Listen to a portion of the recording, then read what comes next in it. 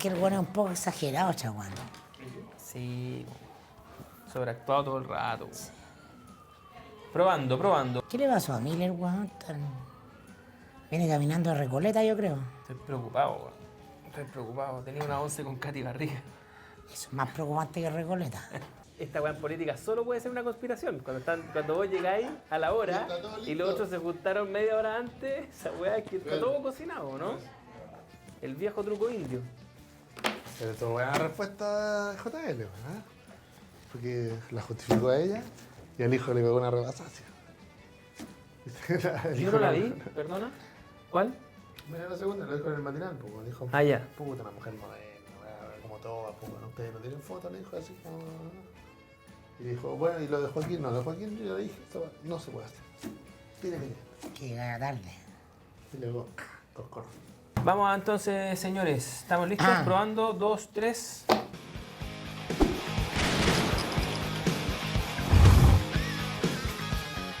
Bienvenidos a un nuevo capítulo de Comando Jungle, la venganza de los nerds a los que les gusta la política. Esta semana tenemos varios temas, no obstante que es víspera de un mega sándwich. O sea, ya si ustedes se fijan, todas las calles que van hacia el sector oriente están muy descongestionadas desde hace ya varios días, además. Entonces esta cuestión es como una especie de desaparición en masa. El Chile que va llegando a la OCDE Claro. ya está celebrando el 18, mientras nosotros seguimos esperando aquí. Y mientras tanto se cocinan en Comando el mundo Jungle. político varias cosas, entre otras el segundo capítulo de esta teleserie de las 40 horas que ya abandonó su primera entrega, muy vinculada al tema legislativo, ¿cierto? Y hoy día está más bien una especie de batalla cultural, con la solicitud de realización de un acto, la teleserie asociada al acto, de que no, que yo lo quiero en la Plaza Italia, que lo van a hacer en el Parque Almagro, pero en definitiva ya estamos avanzando hacia la ética, de la ética a la estética de las 40 horas, una cuestión que habla también de que ahí hay una batalla política de proporciones. Igual ustedes irían a la fiesta a las 40 horas, ¿o no? No, de todas maneras. Gonzalo, ¿iría a la fiesta? A 40 horas de fiesta iría yo. Sí, pero claro. ¿Y bailarían con Camila o no? Sí. Yo tengo mi preferencia y tú sabes. ¿Bailaría ahí con Camila o no? No es de mi preferencia. ¿Ves que eres cínico y mentiroso? Tenías razón, Jao. Jao tenía toda la razón. Todos negando a bailar con Camila.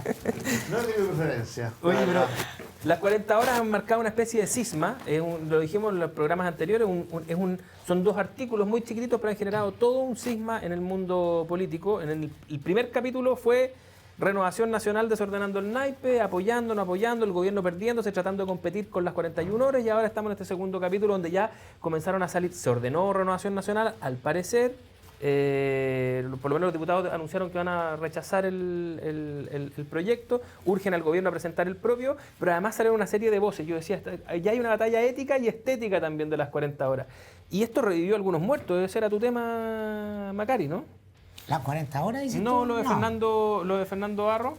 Sí, a mí me ¿Tú interesa... llamabas al orden de la derecha profunda? Sí, a propósito del 11 de septiembre, se remeció la derecha económica, que es la derecha verdad. La que siempre pone la música porque tiene la plata. Y Fernando Barro es un fáctico de ese mundo. No solo fue el abogado Pinochet. En nuestro subsegmento Sí, Dichos de Campo, el que paga las mentas baila con la señorita. Exactamente. No solo fue el abogado Pinochet, es el abogado de Piñera en el fideicomiso y en el tema de las imposiciones de la casa de Caburga, etcétera. Es un fáctico, debe ser de los top 10 de los hombres fácticos en la derecha en términos de red, apellido, instalación, 7 directorios, ¿no? Y viene con un discurso que viene de la derecha profunda, esa que todo lo nuevo, lo diferente, le huele a comunismo o comunismo disfrazado, incluyendo el problema medioambiental. Y su mantra esencial es la defensa del modelo. Y yo creo que lo interesante no es eso, porque eso no es nuevo, eso es más antiguo que el hilo negro. Lo interesante es que en ese gallito yo sentí que esta vez no salió tan ganador. Primero, siento que fue la idea de ponerle un lomo de toro importante al presidente de la SOFOFA, ¿no? A Bernardo Larraín. Bernardo Larraín. Y y al parecer era un quillazo importante en los primeros minutos, pero poco a poco se fue ordenando un conjunto de actores en torno a la idea de que estaba bien que el empresariado participe y apoye la COP25, y eso es interesante porque no se trata de que hay bueno o malo, se trata de ver cómo estamos todos cambiando muy rápidamente, un ciclo de transformaciones, e incluso en los segmentos que uno podría considerar más cavernarios en términos de que se aferran más a un conjunto de ideas antiguas, por eso de ahí viene la idea momia, de ahí viene la idea momia, también eso está un poco permeándose a las ideas de cambio que son estos ejes de transformación, cambio climático entre ellos. Así que es interesante eso porque se acaba esa unanimidad que uno podía ver con mucha claridad hace poquitos años. Ahora, es un tic muy propio del mundo conservador esta idea de que siempre se está abriendo una caja de Pandora. Esa es como, finalmente, siempre... la esencia del conservadurismo. Siempre la advertencia es la misma, es decir, tal vez no es tan malo el hecho en sí, pero si entramos ahí, tal vez ¿qué va a salir? En esa amenaza respecto de lo que puede llegar a pasar si es que cruzamos esa frontera entre, llámese lo que sea, aplica para las jornadas laborales, aplica para la discusión medioambiental, aplica también respecto de las sensibilidades políticas sobre temas contingentes. Hoy, ¿cierto? En esta semana que se conmemora el 11 de septiembre, para algunos una celebración y para otros, ¿cierto? Un motivo de profundo dolor, ¿cierto? Bueno, ahí siempre tú decís, tú vaya a pasar esta línea y lo que viene al otro lado es la caja de Pandora, la caja de los truenos. Sí, a ver, que esta derecha habla en millones de dólares y ahí se ve realmente dónde está, es un dato. Yo creo que las dificultades para juntar los recursos para la COP hablan un poco, que parece que Fernando Barro no está hablando solo. Hay un mundo ahí que mira eso y que tiene un problema.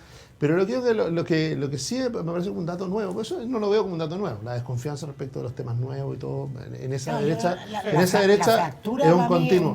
Pero ahí está eso. Y cuando uno trata de buscar esa fractura, no es una fractura en términos de generación, no lo es, que pareciera, porque como claro, Barro es más parecido a una oveja escuela y la raíz mate, ¿no es cierto?, algo más nuevo, sino que tiene más que ver con pareciera que hay un personalismo en el que a la raíz mate parece que le ha jugado en contra, y que aparece jugando solo.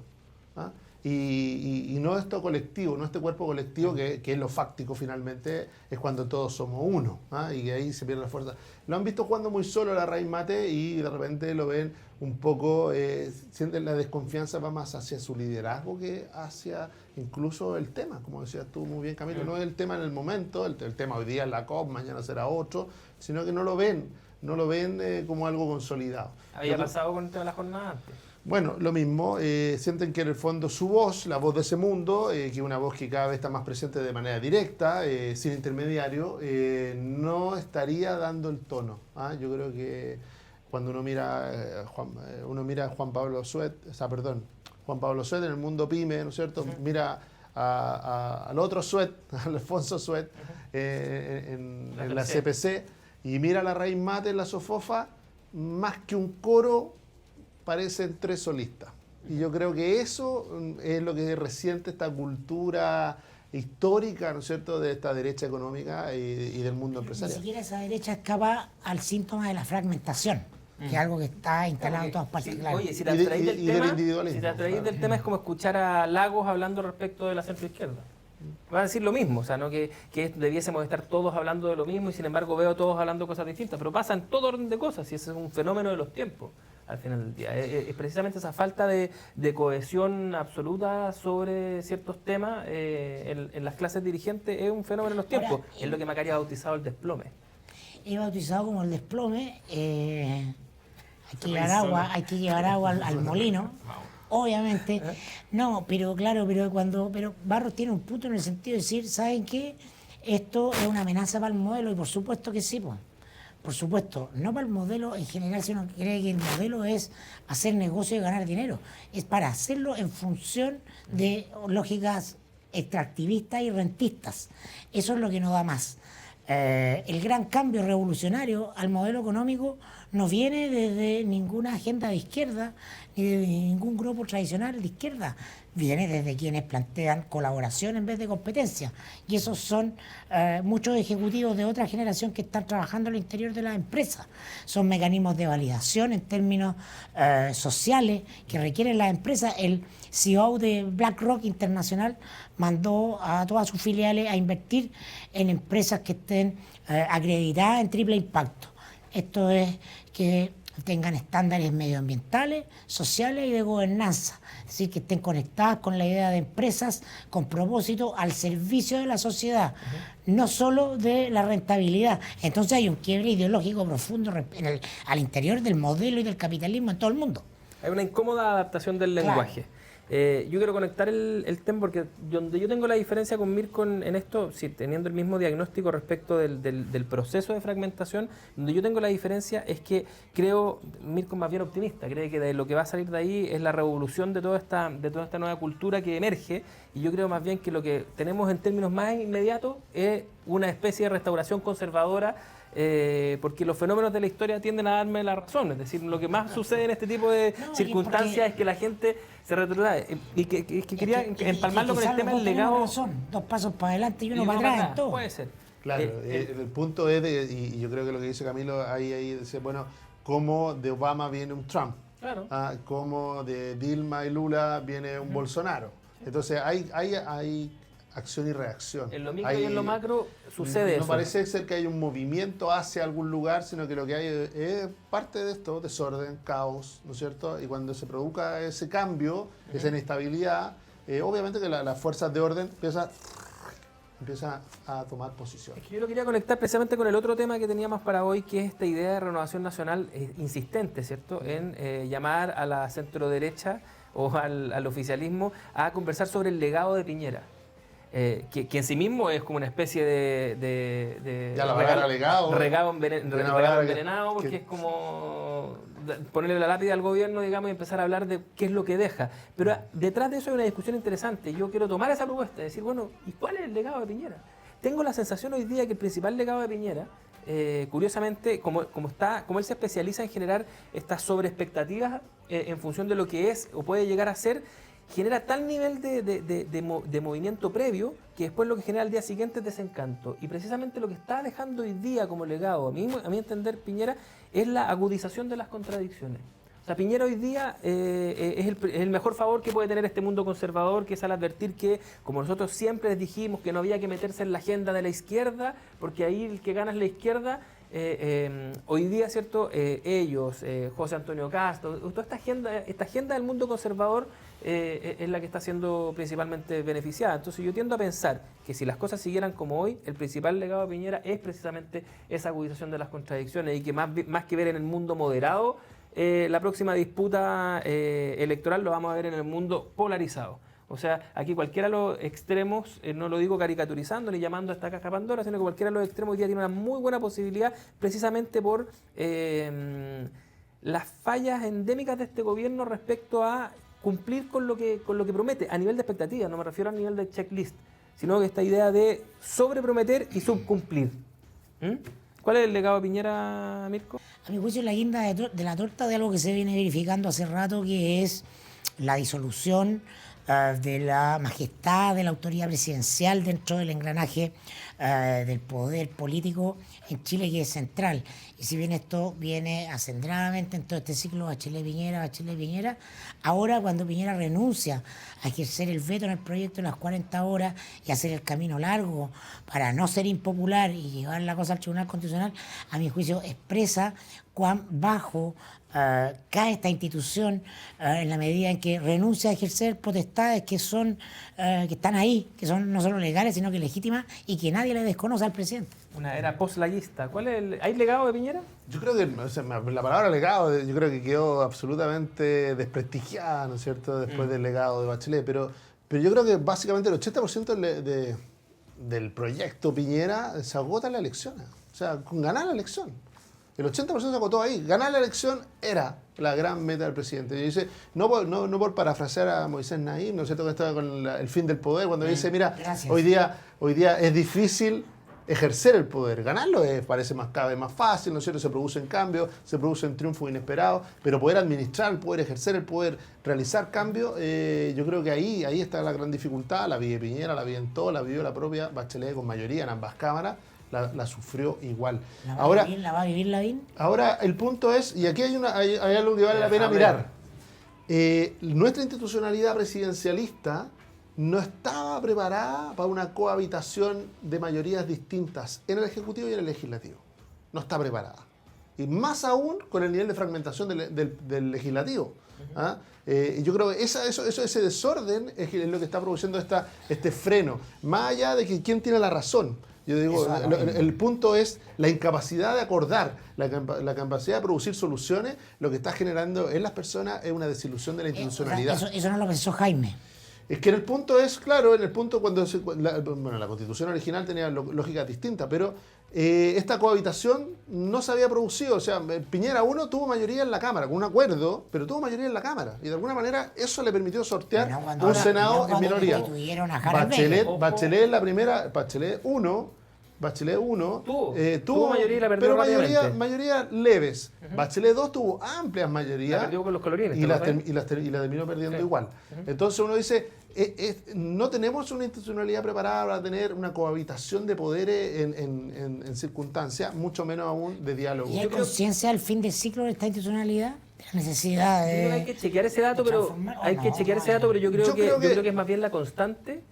El no contar con mayoría en el Congreso. De hecho, fue el gran discurso de la transición. Mi impresión es que lo que le sucede a Bachelet y a Piñera es que no son capaces de administrar lo que está detrás de la fragmentación interna. No tener mayoría en ambas cámaras para un presidente, o sea, en las dos, es un hecho que tendríamos que ir para atrás hasta...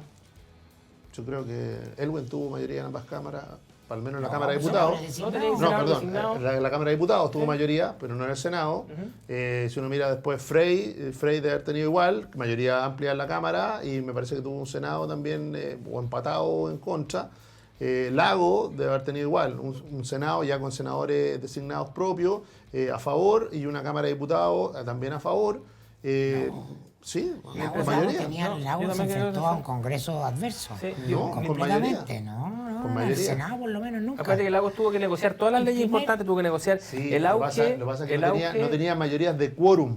Sí, bueno, aparte de los pero sí tuvo mayorías para administrar las cámaras. Si uno recuerda a los presidentes de Senado y presidentes de las cámaras, las mesas y la administración del poder en el Congreso. Yo creo que nosotros tendemos a pensar que había mayoría, pero numéricamente no debe ser tanta la diferencia. Ahí lo vamos a corregir después. Hay algunos congresos que fueron más aceptables, pero nunca dejó de tener mayoría. Lo que sí había era un mayor nivel de consenso interno. Lo que vivió Bachelet y lo que vive Piñera hoy día es un veto moral de sus propios sectores. Bachelet el veto de los autoflagelantes, Piñera el veto de los ultraderechistas. Finalmente lo que le están enrostrando permanentemente es que ellos no gobiernan con sus ideas o que no lo hacen suficientemente bien. Esa fragmentación, que es más bien una fragmentación estética, si tú quieres, o de proyecto, es la que viven internamente los bloques. Claro, yo creo que si uno mira hacia adelante va a haber una mayor preocupación por la elección parlamentaria para cualquiera que quiera ser presidente, sin duda. O sea, para un presidente poder ejercer, tener una mayoría, al menos en una de las cámaras, resulta clave, resulta parte de poder ejecutar una agenda. Por eso cuando decía el legado de Piñera, el 80% finalmente termina siendo la elección, 20% va a terminar siendo alguna de las políticas que logre, ya sea la reforma tributaria o la reforma de pensiones. La ley reservada al cobre. Bueno, la ley reservada al cobre en un ámbito más político, pero en términos sociales, la reforma de pensiones, con la mejora sustantiva de pensiones, va a ser el gran legado del gobierno. En segundo lugar, la reforma tributaria. Oye, a propósito de esta minoría o mayoría, quedémonos un poquito en el tercer tema probablemente de este periodo que se inicia ahora, ¿cierto? Pero que tiene un recorrido largo para adelante, que es la acusación constitucional a la que podría ser la tercera ministra de Educación que se va para la casa con un veto además para ejercer la actividad política y pública durante 5 años si es que pierde la acusación constitucional. Si uno mira los fríos números tendría que decir, bueno, un gobierno en minoría lo que tendría que hacer es retirarse de esta acusación porque la va a perder de todas maneras. ¿Cuál es el escenario que estáis viendo tú en esa repartición de votos? Sí, ¿Nuevamente la esperanza está en la oveja descarriada demócrata cristiana? ¿O? Bueno, hoy día leíamos, hay 13 diputados de la oposición 13 que están mirando el escenario, le están reservándose la carta. Poniéndose precio. Reservándose la carta. Veamos, claro. Entonces uno dice, de esos 13, si la mitad toma finalmente posición en contra de la acusación no prosperaría. Dicen que Lorenzini ofreció estudiarlo. Hay 13, por eso digo, hay 13 diputados desde el Partido Radical, la Democracia Cristiana y finalmente incluso los regionalistas verdes. Están en esa posición. ¿Y por qué existe el espacio? Yo creo que la pregunta va por ese lado. ¿Por qué hay 13 diputados de oposición que se atreven a tomar distancia de lo que parece la única causa que logra unir al resto de las oposiciones? Incluso en la lógica de poder tradicional, ¿no es cierto?, en la formalidad, los jefes de bancada, sus jefes de bancada, firman la acusación y ellos inmediatamente toman posición, aunque por la razón que sea, por la razón de que o no la comparten o están buscando una posición negociadora de ventaja.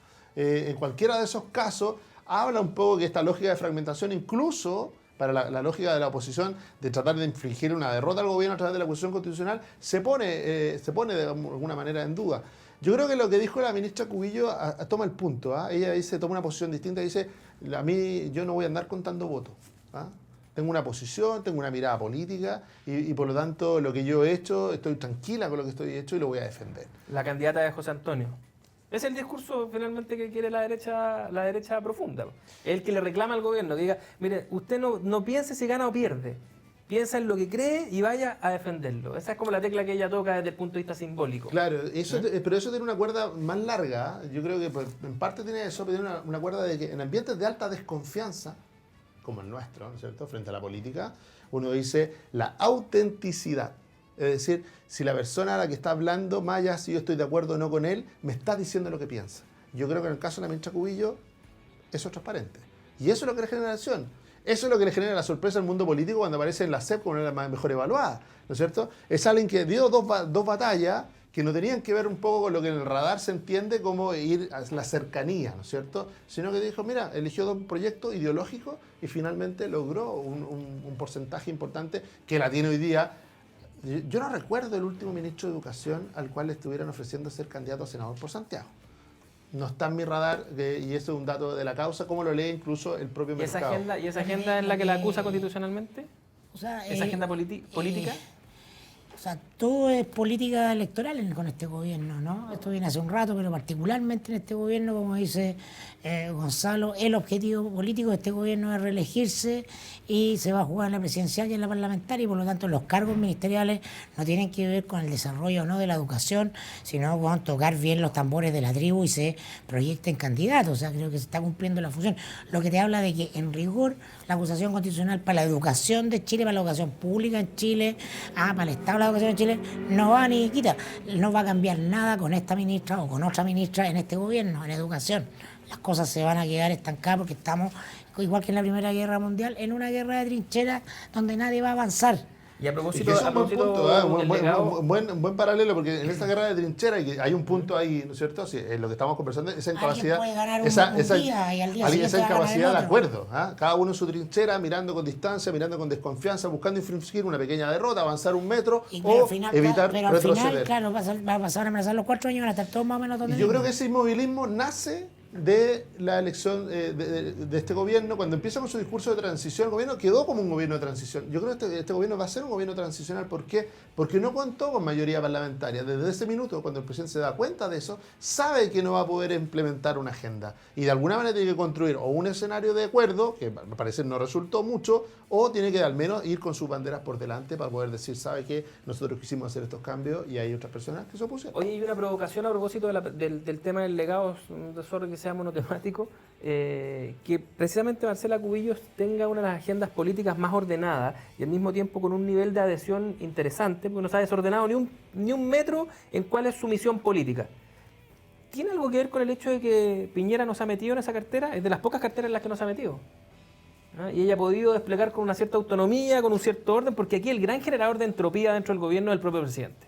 El propio presidente que se sienta, se mete en las entrevistas de su ministro del Interior, se mete en las conversaciones políticas, o sea, que es comilón, es como el jugador comilón que quiere chutear el córner y cabecearlo.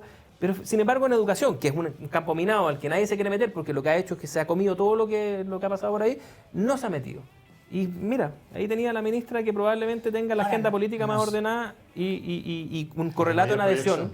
Y un correlato en adhesión, al menos en su sector, con una construcción de sentido común sobre las capas medias y eso. Algo hay, ¿no? Puede ser Sí, que... tú dices que Piñera, donde lo que se mete lo hace mierda, como los medidores inteligentes. Claro, como los pinos, que no dejan crecer nada alrededor. Claro. po, ¿ah? Y finalmente esta piñercentrismo del gobierno que no deja que los ministros se empoderen y todo, se ve desmentido o por la excepción, ¿cierto? Porque, digámoslo, aparece como una excepción Marcela Cubillo y lo que pasa en educación. Puede ser la confluencia de esos dos temas, que educación quedó como que la kriptonita, quedó marcado así, ¿no? Algo que no debía acercarse el presidente Piñera, pues le costó, ¿no es cierto?, una gran derrota en el gobierno anterior. Sí. Y por otro lado, la personalidad también de quien eligió como ministro. Y sin embargo, él se ha metido en carteras que históricamente han tenido buena evaluación, como relaciones exteriores y otras muy notoriamente, y Ahora, decaen. Gonzalo Ahí hay tesis. no me quiso dar el punto de que efectivamente en este estado de cosas lo razonable sería revisar la famosa institucionalidad, la carta fundamental. Pero como el régimen político, sí, ¿sí tú? lo que pasa es que Por lo menos el O sea, régimen si vamos a político, tener, si creo vamos que a no tener- basta. si vamos a tener Pero minorías, al menos si vamos a tener el- minoría, el bueno, régimen claro. parlamentario es más flexible, porque cuando tú tenés minoría, pero ahí, lo que pero- hace... ¿Viste la caja de Pandora? No. Ahí aparece la UDI, yo ¿cachai? digo, No. habría que preguntarle a los chilenos. Presidencialismo en el suelo, pero Habría que presidencialismo. preguntarle a los no, chilenos. tenemos sentado No, aquí O en sea, la sala. cállate. el nivel de desconfianza que hay hacia el Congreso, decir usted no solamente le va a entregar el poder legislativo, Pero sino es que un además le va a síntoma, entregar ese es un el poder síntoma ejecutivo. porque la gente que estuvo cerca de Guzmán no está dispuesta lo último que se va a revisar es el aparato institucional.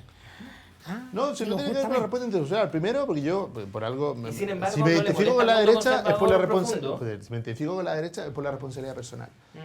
Entonces aquí, echarle la culpa a la institución, que mira que somos malos, nos portamos mal, o este auto no funciona, por culpa de las reglas, por culpa del empedrado, es un A chiste, don Carlos es un Larraín le chiste muy gusta viejo. el No, me semipresidencialismo. imagino, pues hay mucha gente que le gusta el La semipresidencialismo. oligarquía se A todos siente aquellos que se representada por el criaron mirando, Parlamento. a todos aquellos que se criaron mirando y hablando en francés y mirando Europa, les encanta. Pero yo le diría, miren el parlamentarismo inglés. Y está vacunado de tener un Boris Johnson ya es el primer ministro.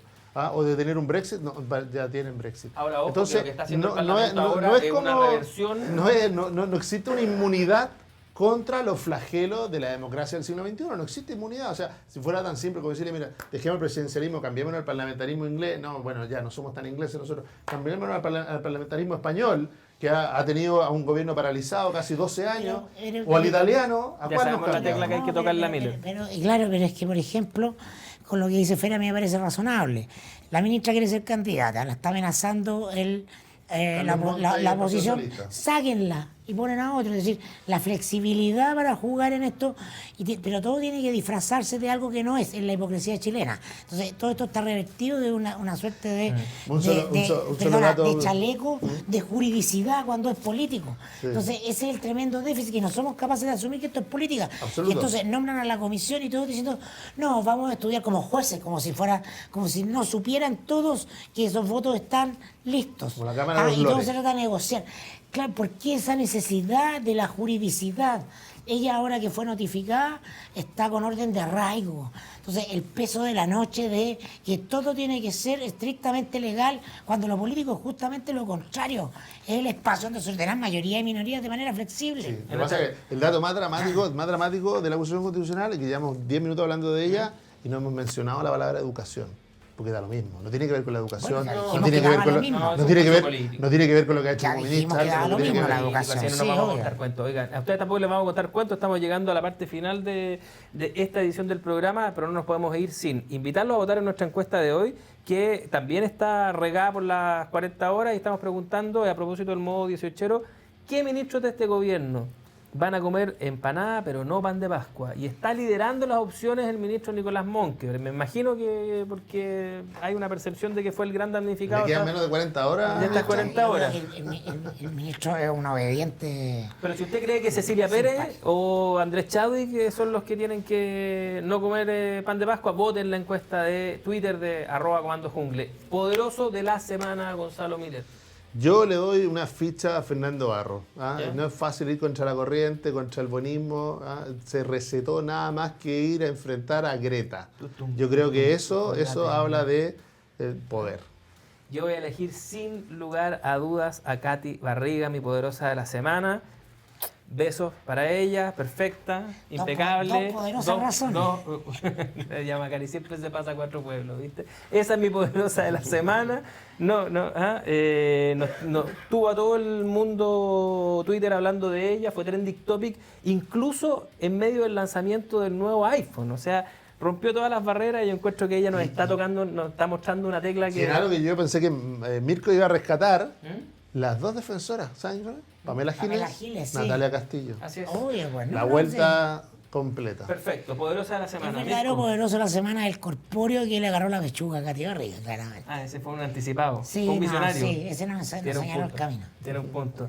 Voten ustedes también por su poderoso de la semana, nos los dejan en sus comentarios. Esperamos seguir mejorando el audio, como nos dijeron en muchos de sus comentarios, y estar con ustedes en este Comando Jungle en la próxima edición. Que estemos Saludos bien. a todos mis amigos de Recoleta, menos a ti.